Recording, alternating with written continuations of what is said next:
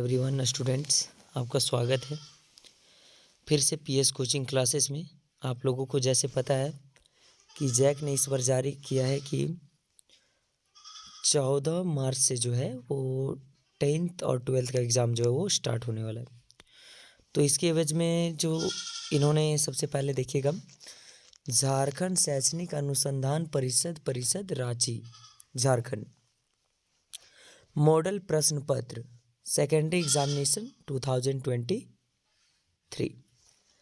2023 का इन्होंने model sheet बनाया है, जिसमें कक्षा देखिएगा क्लास 10th, सब्जेक्ट सामाजिक विज्ञान और समय जो है वो 1.5 घंटे। नेक्स्ट इसका पूर्णांक जो है वो 40 पूर्णांक का, क्योंकि इसमें केवल एमसीक्यू क्वेश्चन है। एमसीक्यू यानी कि ऑब्जेक्टिव टाइप से जो वो क्वेश्चन आते हैं वही है सिर्फ इसमें। अब ध्यान दीजिएगा, कुछ निर्देश दिए हुए हैं, सामान्य निर्देश। जैसे कि फर्स्ट देखिएगा कि कुल जो प्रश्न है इसमें 40 प्रश्न पूछे जाएंगे। ध्यान दीजिएगा, इसमें प्रश्न जो है वो 40 प्रश्न पूछे जाएंगे। सेकंड है कि सभी प्रश्न बनाना अनिवार्य है। थर्ड आपका देख लीजिए कि प्रत्येक प्रश्न जो है वो कितने मार्क्स का होगा, 1 मार्क्स का। इसमें दिए हुए हैं कि प्रत्येक प्रश्न जो होते हैं 4 विकल्प दिए होते हैं, एमसीक्यू मल्टीपल चॉइस क्वेश्चन। आप इसमें से कोई भी क्वेश्चन चूज करके एक आंसर सही आंसर लगा सकते हैं। नेक्स्ट जो है लास्ट, कि इसमें गलत उत्तर के लिए कोई अंक नहीं काटे जाएंगे। बहुत सारे एग्ज़ाम जो होते हैं उसमें क्या होता है कि माइनस पॉइंट लिया जाता है, लेकिन इस एग्ज़ाम में ये आपका किसी भी प्रकार से कोई माइनस पॉइंट नहीं है। अब चलिए देखते हैं हम लोग आगे क्वेश्चन की ओर बढ़ते हैं। तो पहले क्वेश्चन की ओर बढ़ते हैं, जिसमें से पहला क्वेश्चन है कि राष्ट्रवाद में एक निश्चित भौगोलिक क्षेत्र में रहने वाली जनता किससे जुड़ी होती है। तो राष्ट्रवाद जो होता है, ध्यान दीजिएगा, उसमें जनता जो है वो संस्कृति, इतिहास, परंपरा, भाषा इत्यादि सभी चीज़ों से जुड़ी हुई होती है। इसका अर्थ है कि आंसर होगा इनमें से सभी। तो फर्स्ट का आंसर क्या होगा, इनमें से सभी होगा। अब देखते हैं सेकंड क्वेश्चन के बारे में। सबसे पहले तो सेकंड क्वेश्चन है कि जर्मनी के एकीकरण में प्रमुख भूमिका निभाने वाले बिस्मार्क कहाँ के चांसलर थे। ठीक है, कहाँ के चांसलर थे। सबसे पहले ध्यान दीजिएगा कि ऑटोमन बिस्मार्क जो थे ये कहाँ के जो थे वो चांसलर थे। तो ये जो थे ये ऑस्ट्रिया के, ध्यान दीजिएगा, कहाँ के, ऑस्ट्रिया के जो थे वो चांसलर थे। ध्यान दीजिएगा। नेक्स्ट जो है बात करते हैं सबसे पहले अगला क्वेश्चन है कि सरदार वल्लभ भाई पटेल किसान आंदोलन का नेतृत्व किया। यानी कि सरदार वल्लभ भाई पटेल जो थे वो किस किसान आंदोलन का नेतृत्व किया था। तो इन्होंने जो है, इसका सही आंसर होगा बारदौली आंदोलन। यानी कि बारदौली के किसानों पर जब टैक्स, यानी कि हिंदी में जिसको कहा जाता है भू राजस्व, ये जब अधिक वसूला जाता था तो सरदार वल्लभ भाई पटेल ने ही आंदोलन किया था। नेक्स्ट क्वेश्चन देखिएगा, साइमन कमीशन जो है, चौथा क्वेश्चन, कि साइमन कमीशन भारत क्यों आया था। ठीक है, ध्यान दीजिएगा। तो साइमन कमीशन का बात करते हैं। सबसे पहले साइमन कमीशन 1928 ईस्वी में भारत के कौन से क्षेत्र में, मुंबई, ध्यान रखिएगा, मुंबई में पहुंचा था। इनका मुख्य उद्देश्य था कि इन्होंने क्या किया था कि ये सबसे पहले टैक्स वसूलते थे। टैक्स को भू राजस्व भी कहा जाता था, या फिर दूसरे शब्दों हम लोग कह सकते लगान। ध्यान रखिएगा। तो लगान जो, यानी कि टैक्स से संबंधित कुछ त्रुटियां पाई गई थी उसको सुधारने के लिए आए थे। तो इसका सही आंसर होगा सी नंबर, लगान से संबंधित कानून बनाने के लिए। अब नेक्स्ट क्वेश्चन के बारे में बात करते हैं। तो नेक्स्ट क्वेश्चन जो 5वां क्वेश्चन दिया हुआ है वो ध्यान दीजिएगा कि प्राचीन काल में किस स्थल मार्ग से एशिया और यूरोप का व्यापार होता था। ध्यान दीजिएगा। तो इसका सही आंसर होगा ऑप्शन बी। ऑप्शन बी जो है रेशम मार्ग। इसी के माध्यम से जो है, इसे सिल्क मार्ग भी कहा जाता था। इसी के माध्यम से एशिया और यूरोप के बीच में क्या होता था, व्यापार होता था। अब देखिएगा अगला क्वेश्चन आता है, ध्यान रखिएगा, कि गाड़ियों के उत्पादन के लिए असेंबली लाइन का प्रयोग अमेरिका में सबसे पहले किसने किया था। ध्यान रखिएगा। ठीक है, तो ये क्वेश्चन, सबसे पहले गाड़ियों का जो निर्माण शुरू किया था वो हेनरी फोर्ड ने करवाया था। ध्यान दीजिएगा, गाड़ियों का सबसे पहले जो निर्माण शुरू करवाया था वो किसने करवाया था? हेनरी फोर्ड ने। लेकिन क्वेश्चन क्या है कि गाड़ियों के उत्पादन के असेंबली लाइन का प्रयोग अमेरिका में सबसे पहले किसने किया? चलिए ध्यान दीजिए। तो इसको ये जो क्वेश्चन हमने पढ़ा था अभी कि अमेरिका में गाड़ियों की जो शुरुआत हुई थी वो किसने करवाई थी, तो सबसे पहले जो था इसका सही आंसर होगा हेनरी फोर्ड। अब चलते हैं नेक्स्ट क्वेश्चन की ओर कि डॉन ऑफ द सेंचुरी नामक चित्र किस महिमा मंडल है? ठीक है, महिमा मंडल है। तो इसका राइट आंसर जो हो जाएगा नंबर डी, संगीत। ये जो था ये संगीत से संबंधित था। ये जो बुक बनाया गया था इस पर एक स्त्री का चित्र बनाया गया था। किसका चित्र? स्त्री का चित्र। आगे क्वेश्चन लेके चलते हैं कि स्पिनिंग जेनी मशीन की प्रक्रिया में वृद्धि हुई। ठीक है, तो ये जो मशीन थी ये सूत की कताई करने वाली मशीन थी, यानी कि ऑप्शन नंबर ये कताई, ये इसका राइट आंसर हो जाएगा। 9 नंबर क्वेश्चन को देखिएगा कि भारत में पहला प्रिंटिंग प्रेस किसने लाया था? तो भारत में पहला प्रिंटिंग प्रेस जो लाया था वो पुर्तगालियों द्वारा लाया गया था। इसका सही आंसर जो होगा वो बी होगा। नेक्स्ट जो है कि गैली क्या होती है? देखिएगा गैली क्या होती है। तो सबसे पहले गैली जो है एक प्रकार का या तो लकड़ी का या फिर धातु का एक प्रकार का जो है वो फ्रेम होता है, फ्रेम जिससे सांचा जिसे कहा जाता है, किसी वस्तु का निर्माण किया जाता है। नेक्स्ट क्वेश्चन की बात करते हैं। कहा जाता है कि यदि सरकार के विभिन्न अंगों और विधायकों, कार्यपालिका और न्यायपालिका के बीच सत्ता रहता है तो उस सत्ता का वितरण को क्या कहा जाता है? तो उस सत्ता के वितरण को जो है वो ऊर्ध्वाधर कहा जाता है। क्या कहा जाता है? ऊर्ध्वाधर कहा जाता है। अगर सिर्फ केंद्र सरकार और राज्य सरकार के बीच सत्ता का वितरण होगा तो वो सिर्फ क्षैतिज वितरण होगा। ठीक है, क्या होगा? क्षैतिज, क्योंकि क्षैतिज का मतलब जो होता है वो उच्च होता है और ऊर्ध्वाधर का मतलब जो होता है वो निम्न होता है। तो इसका सही आंसर हो जाएगा जो आपका है, ध्यान रखिएगा, ऊर्ध्वाधर। क्या होगा? ऊर्ध्वाधर। अब बात करते हैं नेक्स्ट क्वेश्चन में कि नेक्स्ट क्वेश्चन 12 नंबर क्वेश्चन है कि भारतीय संघ इस समय में तो 28 राज्य हैं। राज्य कितने? 28 राज्य और 8 संघीय क्षेत्र हैं। ठीक है, जिसे केंद्र शासित प्रदेश के रूप में हम लोग जानते हैं। तो इसका सही आंसर होगा बी। नेक्स्ट टॉपिक पर ध्यान देते हैं। मैक्सिको जो था ओलंपिक की कहानी किस आंदोलन से संबंधित है? तो ये जो था श्वेत और अश्वेत, कालों और गोरों के बीच में जो था वो नस्ली भेदभाव किया जाता था, उसी से संबंधित है। इसका सही आंसर होगा ए। अब आगे देखिएगा, ठीक है, ध्यान रखिएगा। इसमें जो है वो 40 नंबर क्वेश्चन के बारे में बात करते हैं। 40 नंबर क्वेश्चन है कि संविधान के किस अनुच्छेद से अस्पृश्यता को समाप्त? अस्पृश्यता का अर्थ होता है जो छूने योग्य ना हो। तो अस्पृश्यता का उन्मूलन संविधान सभा 17 अनुच्छेद नंबर 17 से इस अस्पृश्यता को खत्म किया गया था, यानी कि इसका सही आंसर जो होगा वो डी नंबर होगा। कौन सा होगा? D number. अब आगे है कि बामसेफ जो है, बामसेफ निम्न में से किनका संगठन है? संगठन को दूसरे रूप में हम लोग बोल सकते हैं समूह। क्या बोल सकते हैं? समूह। तो ये जो समूह था ये कर्मचारियों का समूह बनाया गया था। किसका? कर्मचारियों का। इनका मुख्य काम था कि ओबीसी, अदर बैकवर्ड कास्ट या पिछड़े वर्ग के जो लोग थे उनको शिक्षा देना। अब नेक्स्ट आगे बात करते हैं आपका अगला कि राजनीतिक दलों को मान्यता कौन देता है? राजनीतिक दल आपको पता है कि लोगों का समूह या संगठन होता है जिसका मुख्य उद्देश्य चुनाव लड़ना, सत्ता हासिल करके और शासन चलाना। तो इनको जो मान्यता देता है वो चुनाव आयोग। तो इसका ऑब्वियसली आंसर जो हो जाएगा चुनाव आयोग। ठीक है, ध्यान रखिएगा, चुनाव आयोग इसका सही आंसर हो जाएगा ऑप्शन नंबर डी। अब क्वेश्चन आते हैं, ध्यान रखिएगा। यह स्क्रॉल हो गया, थोड़ा सा माइंड नहीं कीजिएगा इस पर, ये इस पर ध्यान दीजिएगा। ठीक है, अब क्वेश्चन है जो, ध्यान दीजिएगा, ये सही से काम नहीं कर रहा है। नेक्स्ट क्वेश्चन जो है 17 नंबर क्वेश्चन कि लोकतांत्रिक सरकार, लोकतांत्रिक सरकार किसे कहते हैं? लोकतांत्रिक सरकार जो है वो क्या होती है? उत्तरदायी सरकार, जिम्मेवार सरकार या वैध सरकार। ये तीनों यानी कि सरकार का पूरा जवाबदेही होता है, इसलिए इसका ऑप्शन होगा डी नंबर आंसर, उपरोक्त सभी। इसका सही आंसर होगा।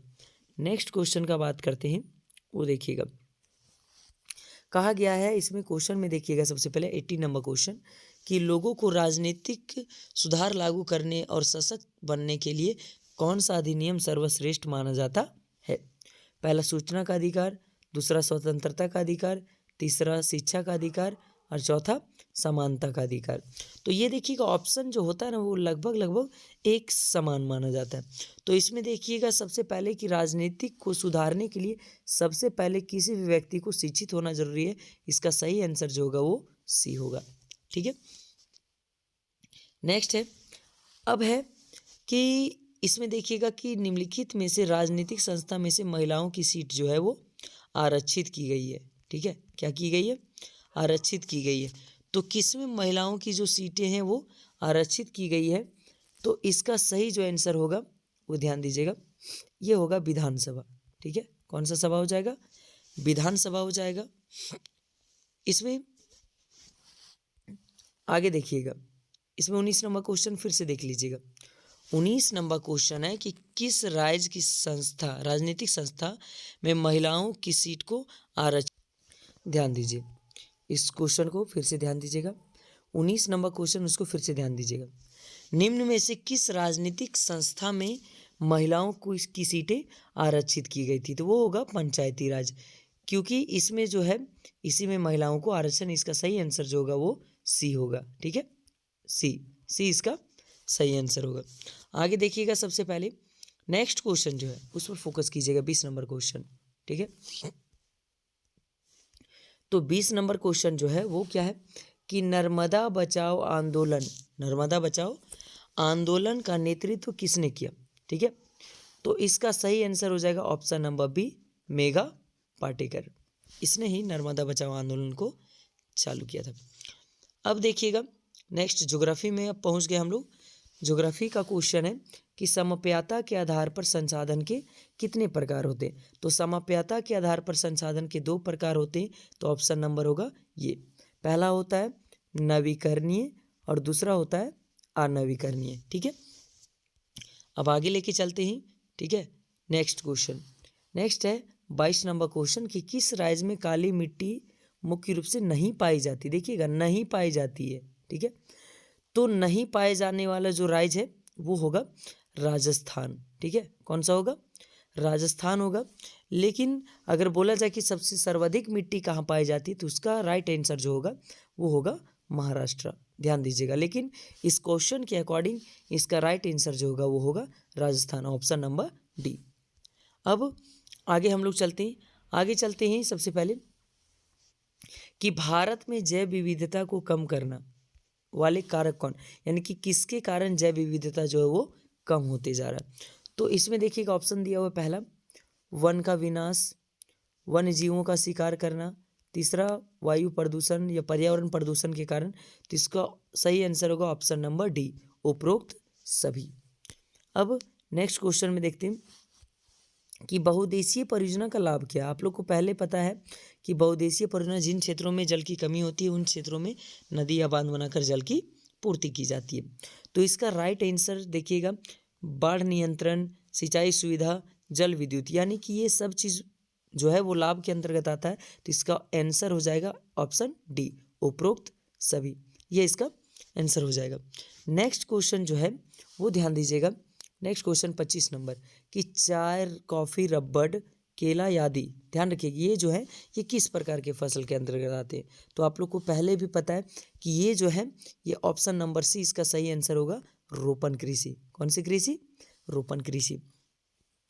अब चलते हैं आगे कि 26 नंबर क्वेश्चन में देखिएगा कि धान जो है वो मुख्य रूप से फसल ऋतु, ध्यान रखिएगा फसल ऋतु कौन सी ऋतु में आने वाली है। तो ये जो ऋतु हो जाएगा ये खरीफ फसल। कौन सा फसल, खरीफ फसल जो है ये वर्षा ऋतु के समय उत्पन्न होती है, ध्यान रखिएगा।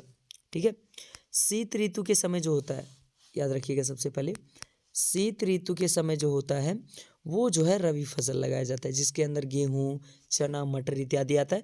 लेकिन इस क्वेश्चन के अकॉर्डिंग इसका राइट आंसर होगा खरीफ फसल।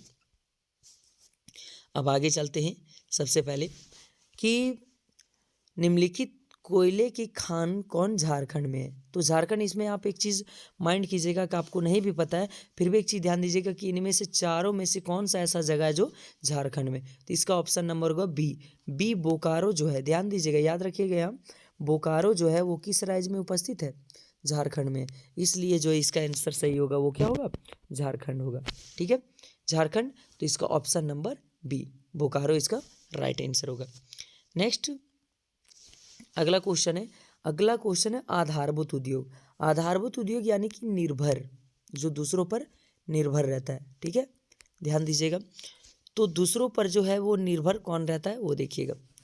तो इसमें सबसे पहला कि उर्वरक उद्योग, ये तो नहीं है। सूती वस्त्र उद्योग, लौह इस्पात उद्योग और चीनी उद्योग। देखिएगा, इसमें से दो दो चीज़ दे दिया। आधारभूत उद्योग जो है, ठीक है, उद्योग है, आधारभूत उद्योग है। इसमें ऑप्शन देखिएगा सबसे पहले कि 3 टाइप से दे दिया है। चीनी उद्योग, कृषि आधारित उद्योग, लौह इस्पात उद्योग, इस्पात आधारित उद्योग, सूती वस्त्र उद्योग, ये भी आधारित उद्योग। तो देखिएगा सबसे पहले कि एक आधारभूत उद्योग है। ठीक है, आधारित नहीं, आधारभूत। ठीक है, तो आधारभूत उद्योग जो है यानी कि दूसरा उद्योग इन पर आश्रित रहता है। तो इसका सही आंसर हो जाएगा ऑप्शन नंबर बी लौह इस्पात उद्योग, क्योंकि दूसरे उद्योग जो है वो लौह इस्पात उद्योग पर आश्रित रहते हैं। ठीक है, ध्यान दीजिएगा, आधारभूत उद्योग जो है, ठीक है, आधारित उद्योग या फिर आधारभूत, तो आधारभूत ये हो जाएंगे। आगे देखिएगा, नेक्स्ट जो है वो अगला क्वेश्चन है 29 नंबर क्वेश्चन को देखिएगा सबसे पहले कि कारखानों द्वारा निष्कासित 1 लीटर अवशिष्ट लगभग कितना जल जो है वो प्रदूषित होता है? तो इसका सही आंसर होगा 8 गुना। लगभग 8 गुना पानी जो है वो पूरा तरीके से क्या कर देता है? प्रदूषित कर देता है। ठीक है, नेक्स्ट क्वेश्चन जो है वो है 30 नंबर का क्वेश्चन कि निम्नलिखित में से सड़क परिवहन के बारे में कौन सा कथन सत्य है? अब देखिएगा, सड़क सेवाएं घर तक उपलब्ध होती, फर्स्ट। ऊबड़ खाबड़ भूमि में बनाई जा सकती, सेकंड। थर्ड, सड़क परिवहन अन्य परिवहन साधनों में कड़ी कार्य करता है। और तीसरा है रेलवे की अपेक्षा लागत बहुत अधिक है। तो इसमें क्या बोला है कि असत्य है। ये असत्य है, रेल लाइन की अपेक्षा सड़क लाइन में जो है वो खर्च क्या होती है? कम होती है। तो इसका सही आंसर जो होगा ऑप्शन नंबर डी होगा। अब नेक्स्ट है, अब इकोनॉमिक्स में पहुंच गया। इकोनॉमिक्स में 31 क्वेश्चन है कि मानव विकास की रिपोर्ट देश की तुलना किस आधार पर करती है? तो ये जो है ये 3 तरीके से, स्वास्थ्य, शिक्षा और प्रति व्यक्ति आय, यानी कि इसका सही आंसर होगा डी उपरोक्त सभी।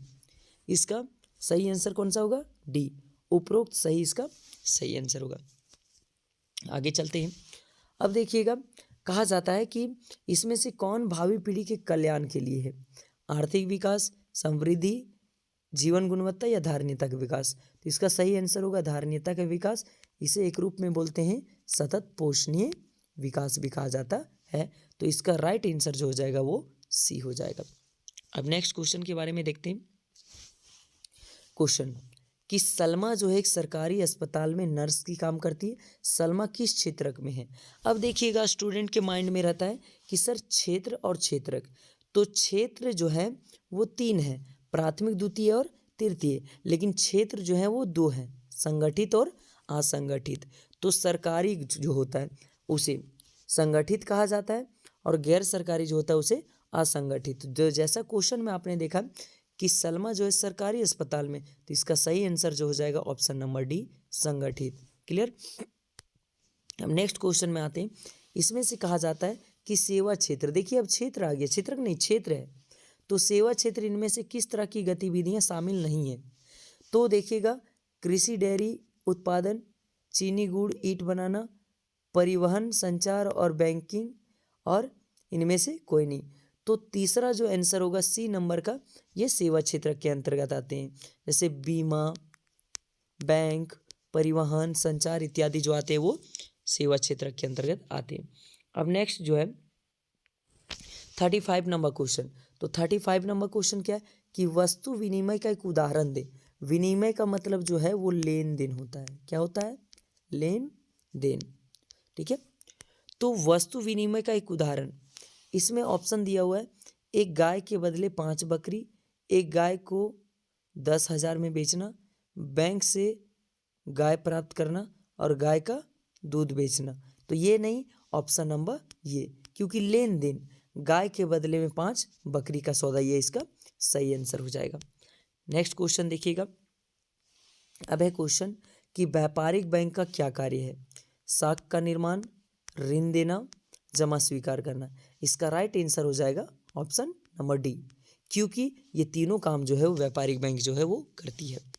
अब नेक्स्ट क्वेश्चन में देखिएगा 37 नंबर क्वेश्चन कि बहुराष्ट्रीय कंपनियां, खाली स्थान, देश में अपना नियंत्रण होता है, उत्पादन पर नियंत्रण होता है। तो बहुराष्ट्रीय कंपनी अपने देश में कभी उत्पादन नहीं करती है, ठीक है। तो एक देश से अधिक देशों में क्या करती है? उत्पादन करती है। तो इसका सही आंसर हो जाएगा ऑप्शन नंबर सी, एक देश से अधिक जगहों पर। अब नेक्स्ट है सबसे पहले कि फोर्ड मोटर किस देश की कंपनी है? ध्यान रखिएगा, फोर्ड मोटर जो है वो किस देश की कंपनी है? तो ये हो जाएगा अमेरिका। कहाँ हो जाएगा? अमेरिका की कंपनी है। चलिए आगे देखिएगा, सबसे पहले बात करते हैं, ध्यान दीजिएगा। अब है 39 नंबर क्वेश्चन कि हॉलमार्क किस प्रकार की वस्तु की गुणवत्ता का प्रमाण है? तो इसका सही आंसर हो जाएगा आभूषण, क्योंकि जब आप आभूषण खरीदते हैं तो उसमें सबसे पहले हॉलमार्क का चेक किया जाता है, ताकि उसके द्वारा पता चलता है कि ये किस आधार पर है। अब नेक्स्ट सबसे पहले जो है वो 14 नंबर क्वेश्चन और लास्ट क्वेश्चन है, राष्ट्रीय उपभोक्ता दिवस तिथि को कब मनाया जाता है? उपभोक्ता दिवस, ध्यान रखिएगा, राष्ट्रीय, देखिएगा क्वेश्चन जो है लास्ट क्वेश्चन 40 नंबर का बात करते हैं। तो राष्ट्रीय उपभोक्ता तिथि दिवस कब मनाया जाता है? वैसे वैश्विक स्तर पर जो है वो 15 मार्च को मनाया जाता है, ध्यान रखिएगा, वैश्विक स्तर पर। बिकॉज ये जो भारतीय स्तर पर उपभोक्ता दिवस मनाया जाता है, राष्ट्रीय उपभोक्ता दिवस, वो 24 दिसंबर को मनाया जाता है। तो ये इसका क्या हो जाएगा? Right answer. तो बच्चों सबसे पहले ध्यान दीजिएगा कि आपने अभी मॉडल सीट का जो है वो कुल 40 क्वेश्चन आंसर हमने क्या किया? हल किया। अब अगर आप लोगों को किसी भी क्वेश्चन में किसी भी तरीके से अगर डाउट होता है तो क्या कीजिए, सबसे पहले कि आप जो है वो कमेंट कीजिए, और कमेंट में जिस प्रकार से आपको डाउट होता है, ध्यान रखिएगा, जिस प्रकार से आपको डाउट होता है उस डाउट को उसमें लिखिए, ताकि मैं बेहतर तरीके से उसको क्या कर सकूं? क्लियर कर सकूं। और नेक्स्ट जो वीडियो बनेगा, आप क्या कीजिए, चैनल को सब्सक्राइब कीजिए, वीडियो को लाइक कीजिए और बेल आइकन को प्रेस कीजिए, ताकि जब नेक्स्ट वीडियो जो है, क्योंकि नेक्स्ट वीडियो जो है वो सेट जो बनाने वाले हैं हम, तो नेक्स्ट वीडियो जो है वो सब्जेक्टिव क्वेश्चन का रहेगा। कौन सा question? Subjective question. Bell icon दबाने के बाद आपके पास नोटिफिकेशन चल जाएगा और आसानी से उस क्वेश्चन को आप सॉल्व कर सकते हैं, वो भी इजी वे में, यानी कि आपको उसमें रटने की आवश्यकता नहीं है, उसे भी बेहतर तरीके से बता दूंगा। तब तक के लिए धन्यवाद।